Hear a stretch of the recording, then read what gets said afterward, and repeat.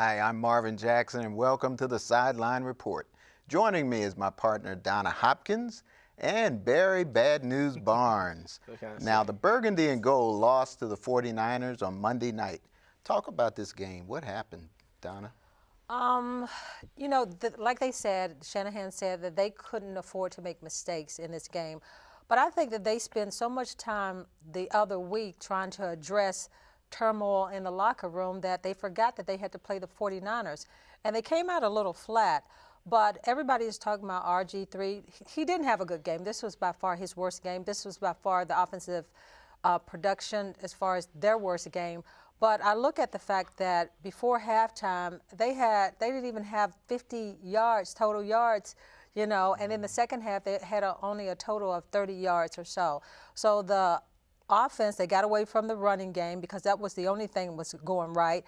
And San Francisco had one of the best defenses but overall the Redskins just did not play a good game at all. And Barry? It's just the 49ers is flat out a better team than Washington. It's just as simple as that. Okay. Their defense, one of the best in the league, hands down. Their offense, they're trying to find themselves as well again this season. But you also have to look at the fact that the 49ers came into this game with something to prove as well. What happened last week with the Saints, they felt as though that was a bad call on Mark Brooks. Exactly. So they had a chip on their shoulder, based off of that. So they had to get, a ride. They had to get on some kind of momentum because they haven't won in this country since November the 7th. So they had to get some kind of momentum too. So they had a point to prove. Washington has too many distractions in the locker room and off the field that they was like lamb to the slaughter for a team that was going to come in and bust them in their head, and that's what they did. So if Washington had played their best game, they still wouldn't have beat the 49ers? I don't think so, because so far with the Redskins, what is their best game? I haven't seen a best game for them all season. And the sad part about Washington, especially offensively, they have the tools here. They actually have the talent, to produce. But they really have to take the ball out of RG3's hands, focus a lot on the running game, or use R3 better than what they're doing, because I don't think that offensive line is built for pass protection. They more of a run blocking type offensive line. And if they just keep RG3 out of the pocket, let him use his God-given ability to scramble, to get outside where he needs space. You don't want to have 7 or 6 man scheme blocking protection for him, because all they're going to do is just eliminate his movement so that he can make plays, and that's his strength. Donna, the defense actually stopped the 49ers running game, though, right? They did. Frank Gore had come in, and they hadn't been running the ball really great. But I think that if the Redskins had played their complete game, because they've shown throughout the course of the season that they had those spurts where they played good on offense. They played good somewhat on defense. I don't think the defense has been strong this year overall. But anytime you can hold San Francisco to 10 points in the first half, offensively, you got to do your part, and they did not. Like Barry said, the offensive line is not made for pass blocking. All year they've been struggling. RG3 has been sacked 23 times. So when you look at the fact that he can't do what he needs to do, and he missed some things too, as far as quarterback-wise, and the offensive line didn't do a good job of pass blocking. Run blocking, yes, but they just did not get into the flow of making things happen on offense. The defense played well enough in the first half, but you need all 3 phases of this team to play great in order to have a chance to win games. Right. Speaking of RG3, is he in denial about his performance? Because, it looks like he keeps saying it's we, but a lot of the analysts are saying that RG3 is not doing his part. And we actually got a clip of RG3 after the game, something that he said. So let's take a listen. Gotcha. As long as you know why you're doing this, why you're out there playing, why you're out there doing, putting your body on the line, putting your life on the line every Sunday or every Monday, you can endure it. And you want to conquer it. And that's what we got to do. We got to conquer some of the demons that we have going on as an offense and just as a team in general. And I think we will. But it takes all of us, and I think we all can do it. Okay, he's saying we, and he mentioned demons on offense. Now, why is he not saying that he missed those passes? He missed those receivers. He you know, he did made some mistakes in that game, and he didn't mention A lot that of mistakes. He kept saying we, and he talked about the demons.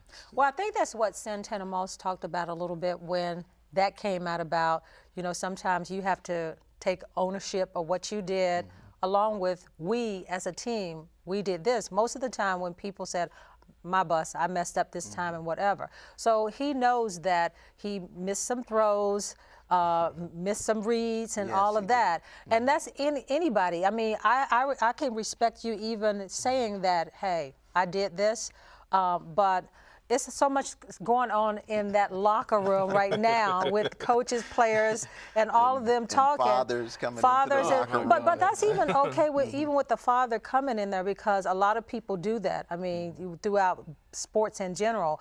But because so much has taken place right now and so much chatter here and there, that the focus got to be on the field now. I mean, that's the reason why I think that they're not being productive, because throughout the week, even after the game, it was a lot of chatter about what happened, what he said, and you know, so it's so much disarray in that locker room that you got the Giants coming now.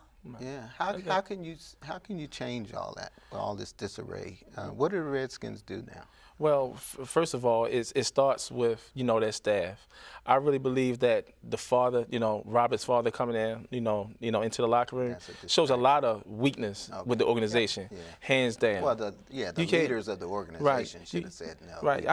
I can't go on nobody's job, no one's job, and tell them how, you know, you should run your operation. Right. You know, I know that parents want to be around their kids, and I don't blame Robert's father. I would want to come and see my son too. He said he was coming to see if he was okay. Right, and I can understand that part, but if this organization going to be weak enough to allow him to come in there and then be able to talk to the media, what you're doing, you open yourself up to be criticized. You open yourself up to be ridiculed across the nation, because that's the sad part about, you know, with the Redskins, and that's also in their locker room. There's no leader in that locker room. You know, I just see a bunch of guys with C on that, you know, on that jersey. The thing. Some of the older guys need to be leaders. And you know, and I hate to, you know, bring the part up, you know, as far as with, you know, in Baltimore when Ray Lewis was there. When he was, you know, in his prime, that offense was terrible.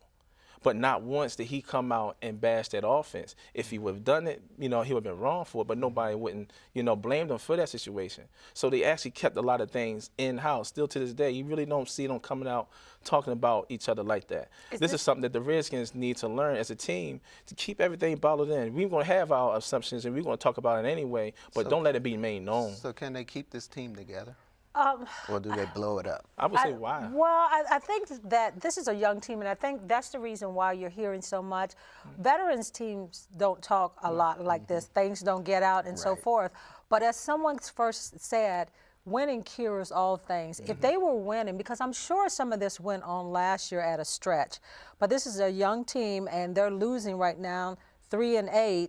So it's a lot of things that is coming out right now that if they were winning, it probably wouldn't. So can they win with this group though? With these same players, same coaches? No, well, not. I don't think that they can win with just the same players. Some people need to stay in place, but like anything else, you assess it afterwards. I think that they've got to get better on the offensive line. They got to get better on the defensive line. They've got to get better as a team. And it's some good players that they've still got here, but they need to tweak some things to get this team going. Right, and they have to bring in, you know, some more pieces to help Robert out. You know, when you look at Andrew Luck's situation with the Colts, when he got drafted, they went and get Pep, you know, Hamilton, his offensive coordinator, to come there to help him understand the game on that pro level. They could go to Baylor and get Philip, you know, Philip Montgomery. They have Kyle. Kyle, see, well, hold on, let me say this. No, a quarterback. They need that, but Yeah. Kyle, Shannon, this goes back when McNabb was here. They so stuck in thinking that what their system will work, and it's just that pride thing that drives me crazy. Don't let me get on McNabb. Some of that was McNabb too. Of course, but at the same time, them. they still had a lot of pride thinking that their system will work. Well, and we it's got to not. take a break. And coming up, we have a special feature on some of the 49ers who have roots right here in the DMV. And later, we take a look at the Burgundy and Gold's annual Harvest Fest event held just a few days ago. So don't go away. We'll be back with more from Barry and Donna. That's my girl. Don't go away.